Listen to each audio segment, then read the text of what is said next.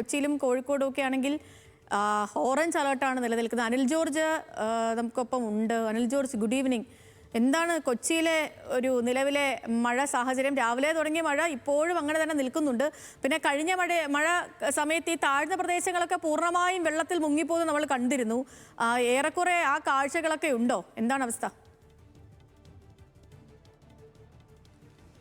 സേതു, മധ്യ കേരളത്തെ സംബന്ധിച്ചിടത്തോളം പറയുകയാണെങ്കിൽ 2 ജില്ലകളിൽ ഓറഞ്ച് അലർട്ടാണ്. ഒന്ന് എറണാകുളം ജില്ലയിലും ഒപ്പം തന്നെ ഇടുക്കി ജില്ലയിലുമാണ്.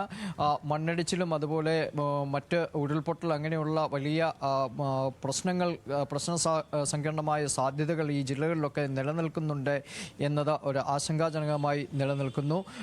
എറണാകുളത്തെ സംബന്ധിച്ചിടത്തോളം പറയുകയാണെങ്കിൽ ഇന്ന് അവധി ദിവസമായതുകൊണ്ട് മാത്രം ഭാഗ്യത്തിന് രക്ഷപ്പെട്ട ഒരു സംഭവം കൂടി എറണാകുളം ജില്ലാ ആസ്ഥാനത്ത് സംഭവിക്കുകയും ചെയ്തു. കളക്ടറേറ്റിൽ വലിയൊരു മരം മറിഞ്ഞ് വീണ സംഭവമുണ്ടായി. അത് മുറിച്ചു മാറ്റുകയും മറ്റും ചെയ്തു. പക്ഷേ ഇന്നൊരു പ്രവൃത്തി ദിവസമായിരുന്നെങ്കിൽ വലിയ ഒരു അപകടം തന്നെ അത് സൃഷ്ടിക്കുകയും ചെയ്യുമായിരുന്നു. ഇത്തരത്തിൽ എറണാകുളം ജില്ലയുടെ വിവിധ പ്രദേശങ്ങളിൽ കനത്ത മഴ തുടരുന്നുണ്ട്.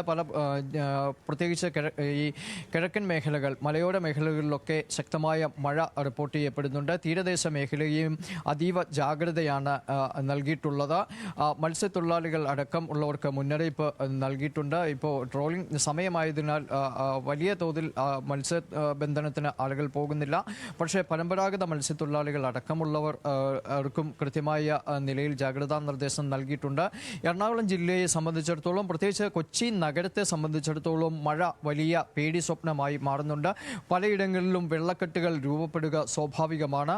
ഈ ഒരു ഇടവേളയ്ക്ക് ശേഷം തിരിച്ചു വരുന്ന മഴക്കാലം വലിയ തോതിലുള്ള വെള്ളക്കെട്ടുകൾ സൃഷ്ടിക്കുമോ എന്ന ആശങ്ക നിലനിൽക്കുന്നുണ്ട്. ഒപ്പം തന്നെ കൊച്ചിയുടെ പല ഭാഗത്തും പനി അടക്കം പടർന്നു പിടിക്കുന്ന സാഹചര്യമുണ്ട്. ഈ സാഹചര്യങ്ങളെ എല്ലാം കൃത്യമായ നിലയിൽ നേരിടാനുള്ള സംവിധാനങ്ങൾ ഒരുക്കുന്നുവെന്ന് ജില്ലാ ഭരണകൂടം അടക്കം അറിയിക്കുകയും ചെയ്തിട്ടുണ്ട്. പക്ഷേ ഈ ഓറഞ്ച് അലർട്ട് നിലനിൽക്കുന്ന 2 ജില്ലകൾ, എറണാകുളം ജില്ലയും തൃശ്ശൂർ ജില്ലയും കനത്ത ആശങ്കയിൽ തന്നെയാണ് ഇപ്പോൾ തുടരുന്നത്. മറ്റു ജില്ലകളുടെ കാര്യത്തിലും യെല്ലോ അലർട്ട് നിലനിൽക്കുന്ന മറ്റു ജില്ലകളിലും സമാനമായ നിലയിൽ ആശങ്കയുണ്ട് എന്നതാണ്. ശരി, നമുക്കിനി ഈ വടക്കൻ കേരളത്തിലെ പൊതു സാഹചര്യവും കോഴിക്കോട് ജില്ലയിൽ നിന്ന് പ്രത്യേകിച്ച് പരിശോധിക്കണം. ആകാശേ, ഗുഡ് ഈവനിങ്. പറഞ്ഞ പോലെ തന്നെ കോഴിക്കോടും ഓറഞ്ച് അലർട്ടാണ്. പിന്നെ നമ്മൾ ഈ തെക്കൻ കേരളത്തിലെയും മധ്യ കേരളത്തിലെയും കാര്യങ്ങൾ പറയുന്നതിലും കുറച്ചും കൂടി കാര്യമായിട്ടും ശ്രദ്ധയോടും കൂടി തന്നെ വടക്കൻ ജില്ലകളിലെ കാര്യങ്ങൾ പറഞ്ഞു പോകണം. കാരണം ഈ മണ്ണിടിച്ചിൽ ഭീഷണി അടക്കം നിലനിൽക്കുന്ന സ്ഥലങ്ങളൊക്കെ ആണല്ലോ. എന്താ നിലവിലെ ഒരു സാഹചര്യം? ഇപ്പോൾ കുറച്ചൊന്ന് മഴ മാറി നിൽക്കുന്നു എന്ന് മനസ്സിലാക്കുന്നു.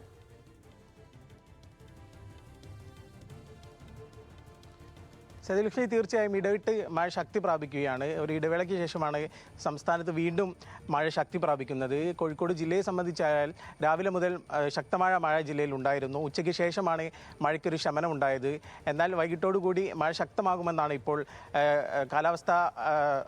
കാലാവസ്ഥാ റിപ്പോർട്ട് പ്രകാരം മനസ്സിലാക്കുന്നത്. കൂടാതെ തന്നെ പ്രധാനമായും ഇന്ന് രാവിലെ ബേപ്പൂർ പോർട്ടിൽ നിന്നും മത്സ്യബന്ധനത്തിൽ പോയ ഒരു ചെറു വെള്ളം മറിഞ്ഞൊരു അപകടം സംഭവിച്ചിരുന്നു.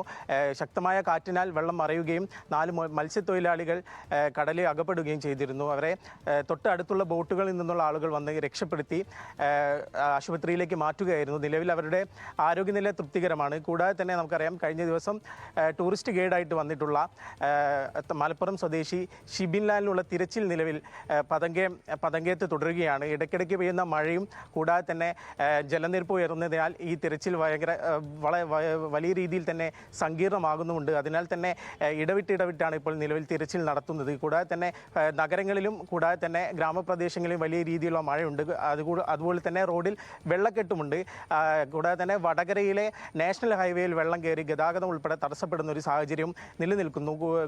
കൂടാതെ ഈ മലയോര മേഖലയിൽ മഴ ശക്തമായ സാഹചര്യത്തിൽ പുഴയിലെ വെള്ളം ഉയരുന്നതിനും അത് പുഴയോട് തീരത്ത് താമസിക്കുന്ന ആളുകൾക്ക് ജാഗ്രതാ നിർദ്ദേശം നിലവിൽ പുറപ്പെടുവിച്ചിട്ടുണ്ട്.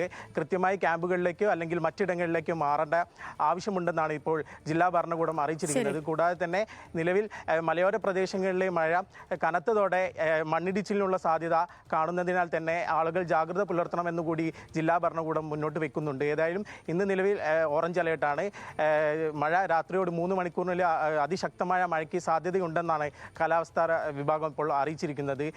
കൂടാതെ തന്നെ പലയിടങ്ങളിലും വെള്ളക്കെട്ട് രൂപപ്പെട്ട് പല അപകടങ്ങളും ഉണ്ടാകുന്നുണ്ട്. അതിനാൽ തന്നെ എല്ലാവരും ജാഗ്രത പുലർത്തണമെന്നുകൂടി അറിയിച്ചിട്ടുണ്ട്. ഈ പുഴയുടെ തീരത്ത് താമസിക്കുന്ന ആളുകൾക്കാണ് കൂടുതൽ ജാഗ്രതാ നിർദ്ദേശം നൽകിയിരിക്കുന്നത്. പുഴയിലെ വെള്ളം ക്രമാതീതമായി വർദ്ധിക്കുന്ന ഒരു സാഹചര്യം ഉണ്ടാകാൻ സാധ്യതയുള്ളതിനാൽ തന്നെ ആളുകൾ കൃത്യമായി മറ്റ് സുരക്ഷിതമായ കേന്ദ്രങ്ങളിലേക്ക് മാറണം, ക്യാമ്പുകളിലേക്ക് ഉൾപ്പെടെ മാറണമെന്നുകൂടി ഇപ്പോൾ അധികൃതർ അറിയിച്ചിട്ടുണ്ട്.